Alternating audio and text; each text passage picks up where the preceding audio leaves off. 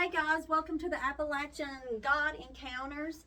Mitzi Combs, we promised you that we was going to have her here, and here she is. We're just a couple weeks late because life happens sometimes, but here we are. And today we're going to be hearing her testimony with you. We don't fully know all of it. I do know some of it, but I know that a lot of people will find themselves or maybe in the situation that she has been in, and she's going to show you a way out through the blood of Jesus Christ. It's going to be a little bit. This is Misty Combs, and you've lived in this area for how long? I know your mom is still living in this area. I was born in Mullins, West Virginia. Mullins, West Virginia. Okay. Lived in Raleigh County. I've lived all over the state. Okay. Well, she was a PK kid, and most people, if you don't know what that is, that's a pastor's kid. Yeah. Preacher's kid. Preacher's kid. Uh-huh. And, sometimes people like, okay, we know about those preacher kids now. But, I think preacher's kids sometimes do have it a little worse off because it seems like they're there's a lot expected standard, of a high standard that sometimes you can't reach. And sometimes religion falls in the cracks instead of a relationship with Jesus Christ, and that's kind of where we're going to be getting to. But sis, do you have anything you want to start with here? No, I'm just anxious to hear her testimony. And How about you, Yeah. Trish? I'm You ready for anxious this too. journey? Ready We're going to for all it. take this journey Right. together as we talk about basically a little bit in this again is religion versus relationship with God. Because religion sometimes is more man-made rules that the church is trying to make you follow, and relationship is more about God's love and His amazing grace for us, that He sent His Son to die for us so those sins could be covered. Because if you are trying to live with rules and regulations all your life, you definitely will fail. We all will fail. We have all failed. Even on the best days sometimes. With God's grace, we still fall. So here we go, Mitzi. You take us on, and we'll just join in on the conversation as we feel led. And remember, you're talking to them. Hi, everyone. As she said, I am a preacher's daughter. Dad was called to preach in 1977 when I was 5. At about that time, they discovered that I had a heart defect. 2 valves in my heart didn't close upright. So when I started kindergarten, I wore a 9-month baby outfit and a size 1 baby shoe. Oh, wow. I looked like I was about 6 months old. My forehead stayed blue because there was no circulation. I slept a lot. I started seeing a heart specialist. I saw him until I was 20, and I kept hearing for years, I'd never lived to be a teenager, that he could do open heart surgery on me, which back then, they cracked you open from the center of your chest to the center of your back. When you heard that makes me think of when we take people through deliverance. Sometimes there's open doors to fear. I mean, if you're did they tell you this? Yeah. So here you're growing up thinking Yeah. you may die anytime. Yeah. Did that open a lot of fear in your life? It did to a point, because there were so many physical restrictions on me that it wasn't a normal, happy childhood. Right. Because, I couldn't climb a tree. They didn't want me riding a bike or anything like that. They didn't want me to exert myself. I gotcha. And I didn't have the actual strength to do it anyway. Mm-hmm. So I just So you were learned- kind of fully aware of your limitations. Right. He would tell me, we could do the surgery, she'd die on the table. They were very open and upfront with me about that. Mm-hmm. And then, Dad being a minister, there was restrictions there too. I couldn't spend the night with someone that had an older brother, or I couldn't go swimming if boys were there.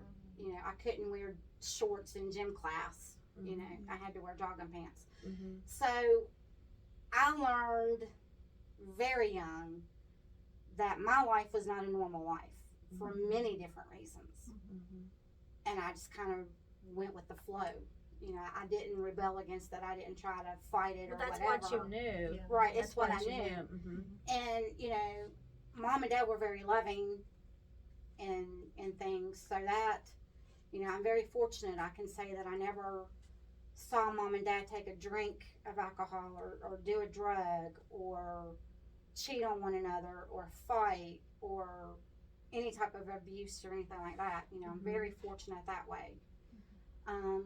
So, you know, Dad being a pastor, we traveled quite a bit throughout West Virginia. If I've not lived there, I've probably been there or know how to get you there. So at 17, when I graduated high school, I had a full scholarship to go to college, and I chose to go to North Carolina and live with my sister Carol and help her take care of her daughter. She talked me out of going to college. Oh, no. That's sad.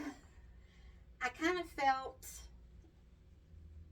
honestly, I felt a little afraid because, you know, being 17, going to college, I was afraid I would turn wild. And I didn't want to. What was her reason for talking you out of going to college when you had a Full scholarship? scholarship. I mean, once in a lifetime opportunity. Part of it, I think, was jealousy because she didn't have that opportunity. She wanted me to stay there and help take care of my niece. And That was probably the main reason. Yeah. Truth to be known. and because of, you know, me being there to help with my niece, it allowed her to go drink and take drugs and all that on a daily basis. And, you know, I didn't want that lifestyle. And I stayed to shield my niece from it, you know, to make sure she was okay. And then Hurricane Hugo hit, and I came back home. At that time, Dad was up in Buchanan pastoring a church. So I got a job, and a year later, he got voted out, and they moved back down to Greenbrier County, and I stayed behind.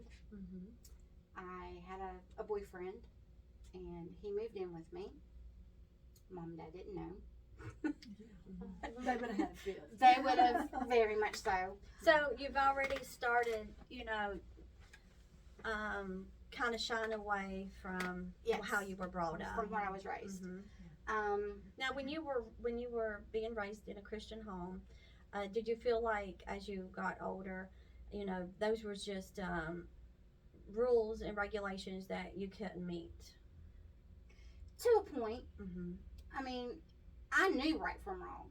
I knew it was wrong to Let your boyfriend move in. let with him you. move in with me.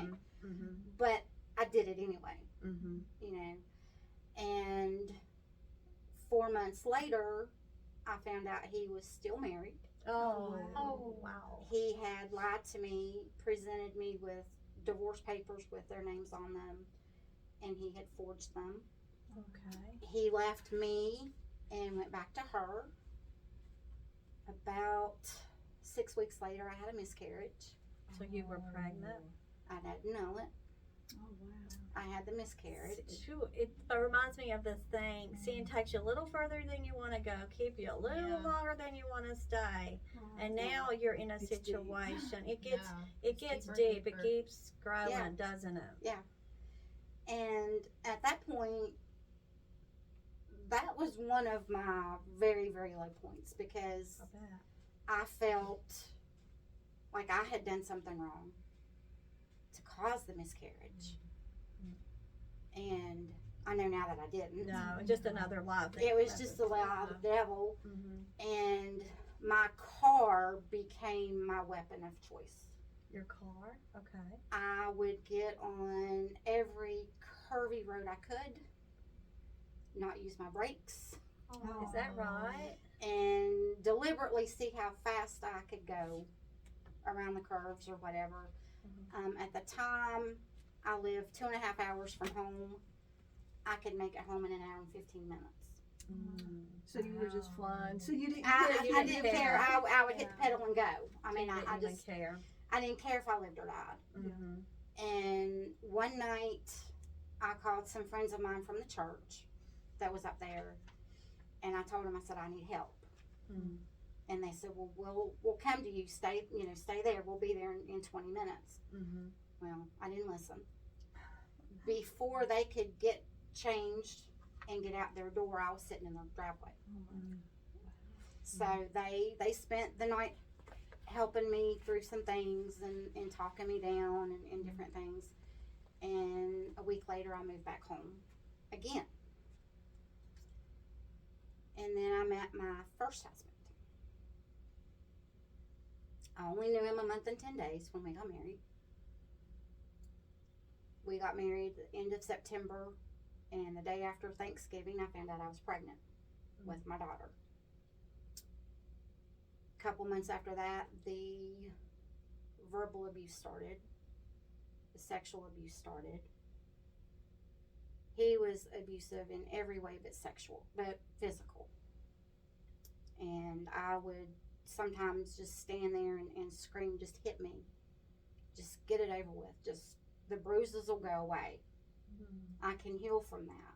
Sometimes the mental abuse is worse than the physical abuse. When we take people through deliverance, we have found that out to be Right. very true, The physical, which is still bad. right, Of course. bruises heal, bones heal. I know you never get over it, and I can't speak for what that feels like to be physically abused and trying to get through that trauma. I don't know. But I do know with the other abuse, that's been 30 years ago. And I can still hear things that he said to me. And then we had our son, and we started going to church. I thought if I could get in church, and he would get in church, things would change. And they didn't. If anything, he got worse. Because he was hiding behind that. He used church as a crutch. He used it as a weapon against me. Well, if you don't do this, I'm not going to go to church with you. Or you're not going to go to church. So it became somewhat of a battle. But I continued to go. I was very active in the church. I, taught Sunday school class. I played the piano. I helped lead the singing. I was the secretary. I was very involved. Very busy. And So it's like you're kind of living two lives in a Yes. way, which is, I'm sure, very difficult to Yes. do. And it probably felt very deceiving. Did the church people even know what was going on behind closed doors? they knew because he would act out in front of them. There was one instance when I was 38 weeks pregnant with our son, and we had a gospel sing and an auction at the church. And he got mad because we had no money for him to bid on an item that he wanted. So he left me at the church with my daughter and went home. My pastor had to take me home. That was just one instance of him acting out. And, I was praying, God, I don't want my marriage to break up. I don't want to be a single mom raising 2 kids, But it got to the point where, you hear the saying all the time, I don't know what I would do without you. I don't want to live my life without you.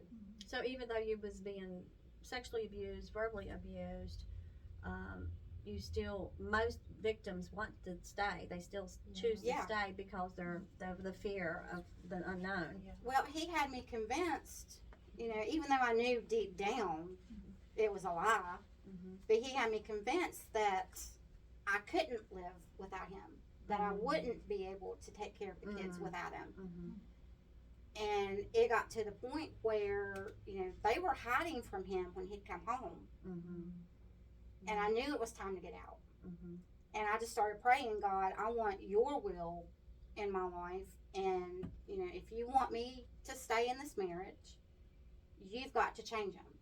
There's got to be some kind of change. Was he mean to the kids? I mean, was he like this to the children, or was it?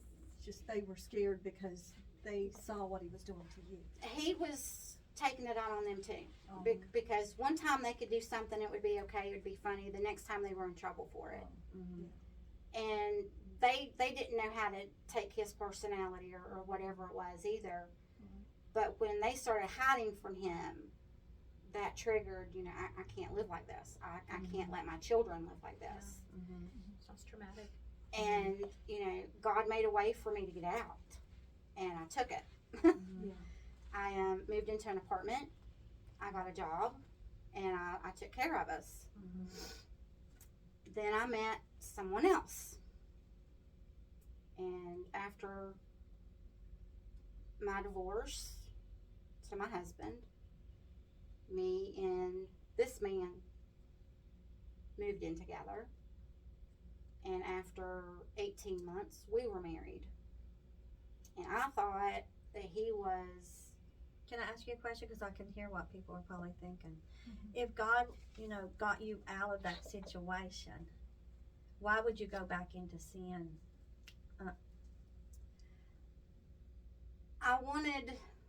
I didn't blame God for my marriage breaking up. I didn't blame the church or anything like that. But once I moved out and I started working and everything, it was, you hear the excuses, it was hard to go to church because I was So you working. started really, so after you felt like God rescued you out of the situation, made a way out of the situation. I left him. Yeah, because God never leaves us. So Right. once you felt in a safe environment and you was thriving with the job, you kind of put God back on the back Yeah. burner. And you Yeah. know what? I think that happens a lot. It with does. It couples, does happen a because lot. once you get out of the bad that you've been in, it's so easy to fall Trust. back into something Yeah. else, Yeah. and Fill in the probably void. even it be worse. Yeah. So Yeah, because if you are still, it still sounds like through all this, you haven't sincerely had a relationship with Christ. Right. I knew God loved me. Right. I knew that He had saved my life Mm-hmm. multiple times. Mhm. But I That guess, encounter was missing. right, I guess because of the abuse and the stronghold Mm-hmm. that had on my life, the day I left my first husband, I call that my freedom day. Because it felt like 1,000 pounds being lifted off my shoulders. Right.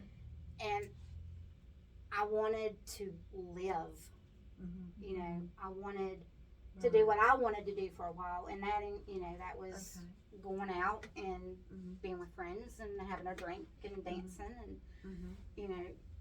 and I realized that's not the Wasn't life the to have either, Right. Mm-hmm.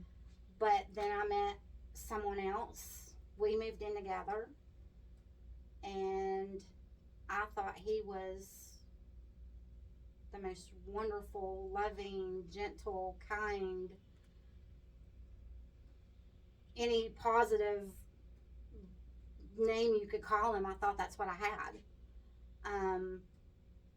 He encouraged me to go to college and get a degree. Did you? I did.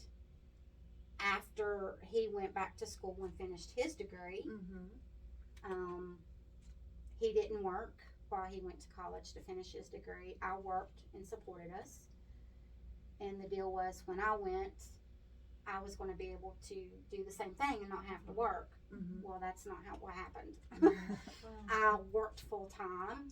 I took no less than 18 credit hours a semester. My last semester, I took 24 credits just to finish, and still had 2 kids to take care of, a home to take care of, and I was driving from Greenboro County to Bluefield Mm-hmm. to finish that degree. But I did it and stayed on the dean's list. We were together 19 years. We had been married 17 and a half. We And was together a long time. Yeah. Mm-hmm. and I thought we had a really, really good relationship. I mean, we had everything in common. We did everything together. We went on trips. If he was cutting wood or stacking wood or whatever. I was out there helping him. Mhm. You know, he'd help me with the housework. You know, I thought we worked very well as a Balance couple. good. Mhm. You know, we both worked. You Mhm. know, we both enjoyed life. Mhm. I didn't know there was a problem until one night when a couple things took place, and I just asked him, "Is there somebody else?" And he said yes. And when he said yes, I knew exactly who it was. Mhm. And I asked him, I said, "Is it?" And I said her name, and he said yes. And in that second, I felt anger. I felt crushed, shattered, devastated, bitter, every negative emotion you could think of. I lived it. And we fought all night long. And I stayed in that house with him for 5 weeks before I moved out. I put him upstairs in a bedroom, and I told him that until I could find somewhere to go, he was just going to have to deal with it because I wasn't going anywhere. Mhm. And you know, I'm sitting there thinking, you know, what am I going to do? Yes, I've got a job, but you know, rent is $600 to $1,000 a month. I don't make that kind of money. You know, what am I going to do? And it's like this voice. Mabel's got a camp, and Mabel was my aunt. And I thought, Mom had said that, you know, they were talking about wanting to sell it because my uncle was in bad health and they weren't using it. So I thought, well, I'll ask her if she'll let me rent it. You know, the least she can do is say no, you know. So I called her, and she knew the situation I was in. And I asked her, I said, would you be willing to let me rent the camp? And she said, well, let me talk to my husband, and, you know, I'll let you know tomorrow. She said, don't be surprised if he says no, because he was an odd person, you know. And she called me back the next morning, and she said, we'll rent it to you, but, and I'm thinking she's going to want more money than I can pay, you know, because she had already asked me, you know, what I could pay. She said, cut the rent in half, and you can move in whenever you want to. I moved in. The place was fully furnished, down to cleaning supplies. And I worked that's very nice. It's It's one of the nicest places down there. Yeah, Mhm. and you know, so God opened that door, and then I started, you know, driving to work, and I was driving by a church, and it was Church of God, and one Monday evening, I just drove in the parking lot because there was people outside. And I'm like, you know, what's going on? And they said, well, we're here for Celebrate Recovery. And I'm like, well, what is that? You know? And they said, well, it's a group for anybody with hurts, habits, or hang-ups. You know, why don't That you? was just a God It set was. up. Yeah. wasn't it? I mean, it was like, yeah. Right. I honestly don't remember really pulling in. Yeah. I really don't. Uh-huh. And they're like, well, you know, why don't you come in and join us? Wow. And I reluctantly did. I'm like, you know, because I was trying to convince everybody I was okay, even though I wasn't okay. And I went in, and the presence of God was in that church and in that building. And I left, and I'm like, okay, you're trying to tell me something. 2 weeks later, I went back, and I've been ever since. They started playing a song by Danny Gokey, Tell Your Heart to Beat Again. Yes. That song, I am convinced, was written for me, although I know it's not. Because the first line of it is, you know, you're shattered like you've never been before, 1,000 pieces on the floor. Well, that's exactly how I felt. And God has put me back together. in a more beautiful way. Because I explained it to someone last night, and she's like, I've never heard it that way, but it makes sense. You take a vase and you break it. Mm-hmm. And you want to put that vase back together because it's your favorite. Mm-hmm. So you go through and you pick up all the pretty pieces Mm-hmm. and try to put it back together as pretty as you can. You don't take the pieces that are dirty or broken to the point you can't fit them in or whatever. God takes our lives and He builds it back in a beautiful way that removes all of that ugly and the dirt and the pain and the guilt Mm-hmm. and the hurt.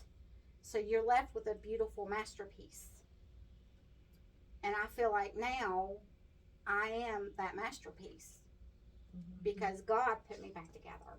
Exactly. God put me where I am now. And I'm in a, Celebrate Recovery that, it's not just for drug addicts or whatever. It's for anyone that has anything that's holding them back from a relationship with Him. Mm-hmm. And through that, I started going to church and I rededicated my life to God. And I am not the same person I was even a year ago, let alone 3 years ago. Truly surrendered. And it's like, When you really surrender, just like Trish said, when you surrender, you change. yes, So that's how you know that you have surrendered your life to God, is when you literally start changing. yes. And when, the divorce, I filed for divorce before I ever moved out. But it took 2 years to get that divorce. One, because of COVID, court shut down. Mm-hmm. 2, I had a lawyer that did not do anything. So I fired my lawyer. And within 3 weeks, I had a court date. And I knew that, God was going to supply and God was going to take care of me because He already had been. And when I walked into that courtroom, I was not alone. God had went before me. God had fought in that battle. And I was already victorious. But I had to walk through that for the strength. Right. And all of the anger, all of the bitterness was gone. And I was able to still show my ex grace and mercy on the outcome of the divorce. I walked out victorious. I walked out whole, complete, knowing that I had done everything I could possibly do and that everything is okay. It makes me think when, the scripture talks about we have to forgive others so God can forgive us. Right. And I love when you said that you showed Him grace, you showed Him mercy, because God showed you grace and showed Right. you mercy. And so if you find yourself right now being bitter or aggravated, frustrated, broken over a situation that you were in, try for really sincerely forgiving that person, so God can forgive you. Right. Mitzi just showed us. That was beautiful when you said that you showed him grace, you showed him mercy when you didn't have to show him grace or mercy. God doesn't have to show us grace or Right. mercy. She may have not even been put in the second situation if she hadn't just jumped out of the fire into the fire. Right. What is it? Right. Yeah. Into the fire. If Yeah. she would have said, "Hey, I've had enough with this. I'm gonna surrender and change," but sometimes that just ain't. That's not life. Sometimes It took For 20 many- years to get back. for many people. So even after 20 years, God never leaves us. Like she said, she left Him. We leave Him. That's the difference. Anybody want to talk about any on that? I will just say I read a comment on Facebook the other day, and they were talking about preachers' kids and people that had raised their kids in church, and just saying like, well, whatever this article was about, this just proves that if you raise your kids in church, they're not always going to do the right thing. And that's true, but it's awesome that you had an upbringing in church Right. because that truth is in you, That's Right. right. and it's never Train going a to child leave. up a way Right. they should Yeah. go, and when they're older, they shall not depart Yeah. from it. Right. So it's very important to get your kids in church, and we're That's not right. downplaying church at all in any kind of way. No. We all go, and we want to be there, and Yeah. just keep going, sis. I know Well, there's I more. mean, I know that for me, it's just like the times that I've strayed off the path in my life. I mean, that upbringing in Brings you church back. and those roots, man, Are it deep. affected my whole life. It really did. And while a whole lot of my friends were out doing things that they really shouldn't have been doing, I'm over here not doing anything, and it's not for praise.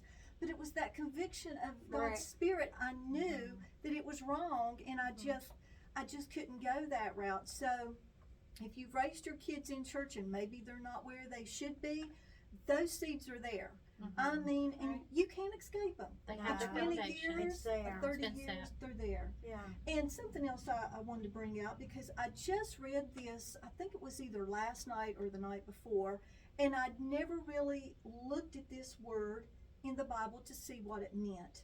And it was in Romans 13, verse 13, and it says this: "Let us walk honestly as in the day, not in rioting and drunkenness, not in chambering and wantonness, not in strife and envy." Now, there's a word in there that in our English language and every day that we don't usually use, and it's chambering. And I read that and I thought, you ever just read across something and you thought, you know what? I really don't know what that means. And that word just stood out to me because I could honestly say I really didn't know what it meant. So I get out my, I've got a little Dictionary. Greek thing on my phone here. So I looked it up. And this is so for the day that we're living in right now.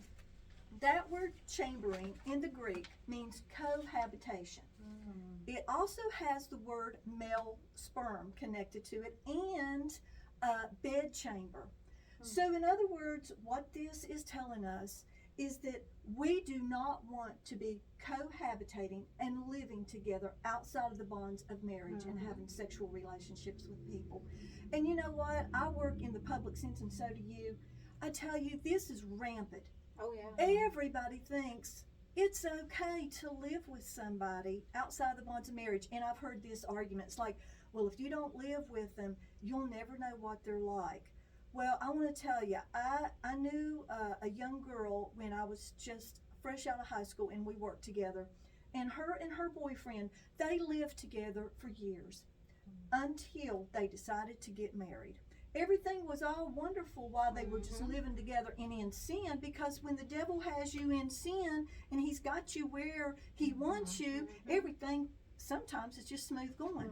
But they weren't married no time and wound up divorced. Yeah. So when we try to do the right thing, then the enemy's in there trying to destroy us even more. So I just want to encourage people, don't allow yourself to fall into a situation where you're going to live with somebody, because you're not going to get the real truth of that, because the devil can make things smooth when really you're in a very sinful and wrong situation in the eyes of God. So I just want to encourage you, get in the Word, and if you don't understand what a word means, today there's so many resources. All You can right. find Google it. Yeah. Right. Yeah. But I just thought that was really Yeah. And you can live with somebody and not know them. yeah, that's what I'm saying. I mean, because I feel like with me, the whole time I knew him, I didn't know him at all. Yeah. It was like a facade. It was the image of what he wanted me to see. And, realizing that, I used to say, he was so good to me. But realizing through Celebrate Recovery that, no, he wasn't good to me.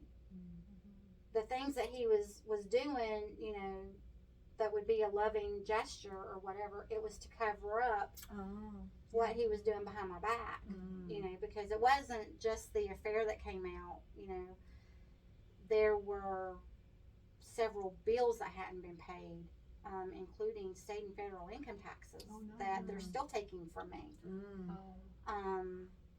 My car was not safe to be driving. I had went 8 months without car insurance. He canceled my health insurance. So it wasn't just the affair at the time I was dealing with. He It was preparing Yeah, on the it other was- end, huh? yeah, it was- But he really was treating you nicely, and Right. you were taking it as he was kind and Loving. loving. And Yeah. all this time, like you're saying, he's covering up for what he's doing. Yeah. And it was just, it's a And big mess. it was, Yeah. and that's why, I was so shattered. But, through the grace of God But And- God. and through Thank prayer, there was, I would not be sitting here if it hadn't been the grace of God. What kind of advice do you have for someone today that maybe even be going, dealing with religion and relationship? Like what, now you really know who Christ is. What kind of advice would you give them? Pray Mhm. pray to God, because God doesn't want to just hear our big prayers. God, I've got cancer. God, I've got this going on. God, the big stuff. I need your help. Yeah. God wants to hear the little prayers too. The prayers that you may not even think are significant. To Him, they're huge. Knowing that you are not alone in any situation. God, first and foremost, is there for you. But God can also put an army around you, That's true. not only in a physical sense, but a spiritual sense, and give you the strength and the guidance that you never thought possible. Knowing that you have someone fighting for you and for your best interest. So surround yourself with godly people, godly Yeah. character. Trish, what do you have anything on your heart? Well, you surround yourself with godly people and with godly character. They'll help uplift you in Right. your low times. Right. They'll really help you. And to all you young people out there, or even older people, if you're searching for a mate, don't go out and just settle. Right. Wait on God. Right. Pray, because He knows your heart. We see the exterior, the Right. good, the good parts. We don't know their intent. He knows their heart. Like you, Mitzi said, pray. It's very important. I have not been on a date or anything since I left. For a while that bothered me. But I know God's plan is going to include sending someone to me that is going to help, with church. And, first and foremost, church is going to be His world, and there are things that I foresee happening, but I am not actively looking for someone, because if God doesn't send them, it's not going to be right.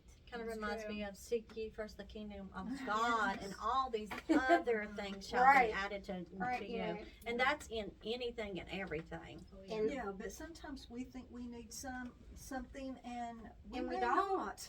That's We right. may Because not maybe need your it. season Right. along with the Lord. It You could know, be your season. I'm growing in the Lord. I'm very active with Celebrate Recovery. I'm active at the church, and I'm happy. Mhm. I'm content. I'm at peace. I wake up, and I see beauty. I see happiness. And I couldn't have done that without God. And knowing that I am not alone. And that, I stress, talk to God.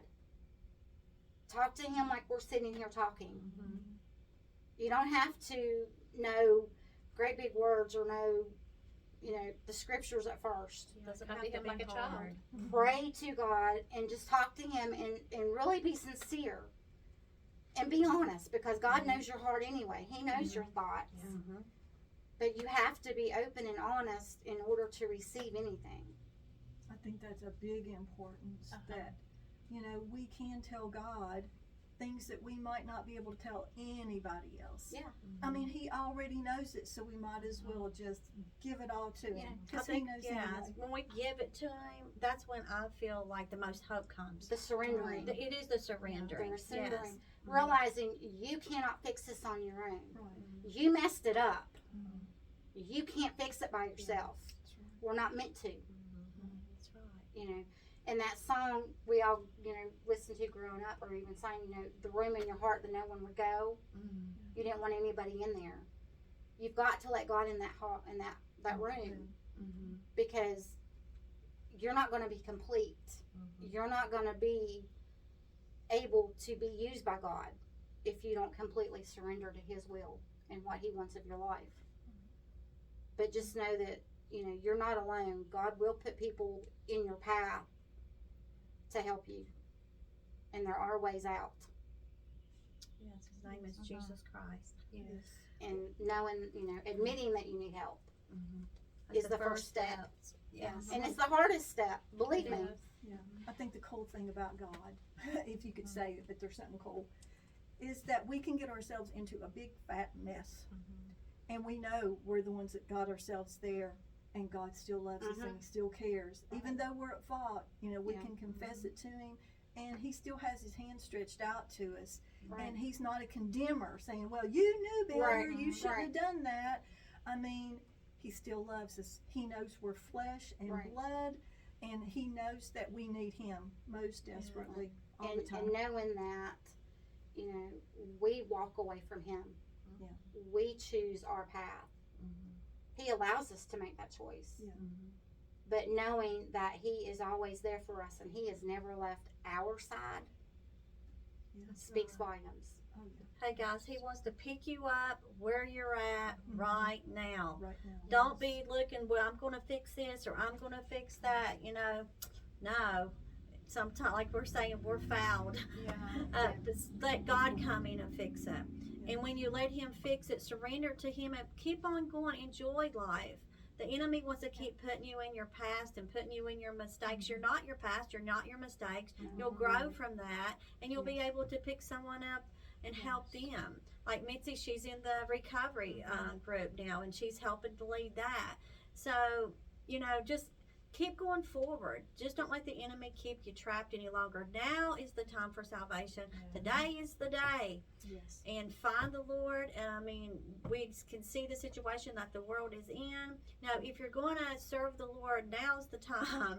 And try to do it with all the excellence as you can. Lean upon God's mercy and grace as much as you have to, as we're perfecting our bodies to be prepared to go to heaven. So, anyway, we love you guys. If you got any comments, let us know. If you have a testimony, if you're like, hey, I can relate to her. I can relate to Mitzi, and I have a recovery story, or I have a similar story, or anything, or even a healing, or you went through something that you know that God picked you out of the ditch and got you back on the road. You know, you may be someone's answer today. So it's just as simple as coming here and just talking like we're talking, and just think you could be the person who will change someone else's life, and God created you for such a time as this. So anybody got anything to say before we sign off? We have 1 minute. We have 1 minute. We have 1 minute. We Sis, you appreciate wanna your- turn that We off. appreciate your testimony. Yes, thank you. Yes. Very much. Because I'm sure that's hard, Mhm. you know, Yeah. and then you've come and you've shared it with hundreds of people, maybe thousands before it's over with. If my situation helps one person, That's right. it's been worth it. That's right. People One need person. hope. People Yes, need hope. they You've do. given people hope today. Uh-huh. You might have been the PK kids that's still struggling right now, Yeah. but you know that seed was sown and it's there, and you know that Mhm. God never has left you. You may have left God, but He has never left you. And this it's is never too late. and it's never too late. It's never too late. Amen. Everybody good? We're good. All right, sis, you want to tap that off up there? Okay, sure. Just hit that little black button. Bye, guys. Bye.